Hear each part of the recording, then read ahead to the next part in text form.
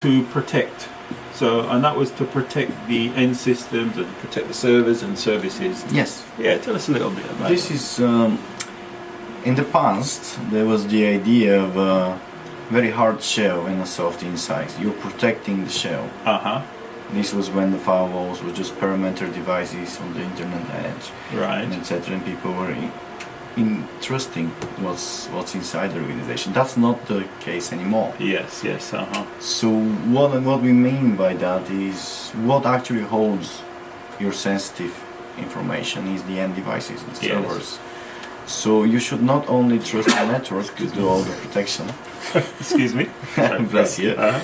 But also you need to make sure that the end devices have sufficient security controls to protect against the latest threats.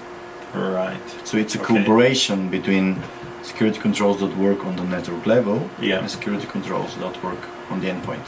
Okay, and there's one kind of interesting point that I want to add in here really is when we talk about protecting the perimeter, when we talk about protecting the endpoint and the systems and so forth, with the kind of proliferation of cloud, a lot of applications are, some applications are still on-premise, a lot of applications are in the cloud in various formats. Do you have any comment on what can be done to kind of meet this kind of new reality in terms of distribution of applications?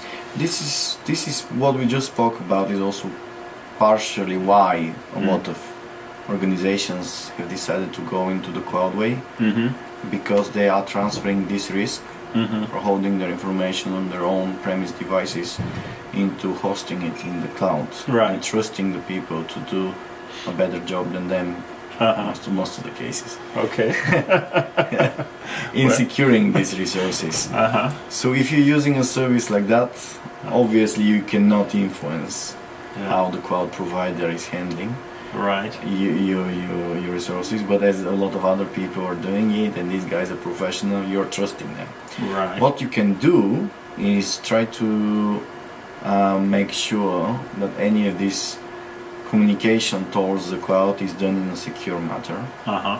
And if you have any data that you're downloading actively from the cloud, or you're doing any kind of processing on it, this data, when it's in transit, in move, or it's stationary, when it's on your NPC, is also secured. Right. Okay. All right. Thanks for that, Dan.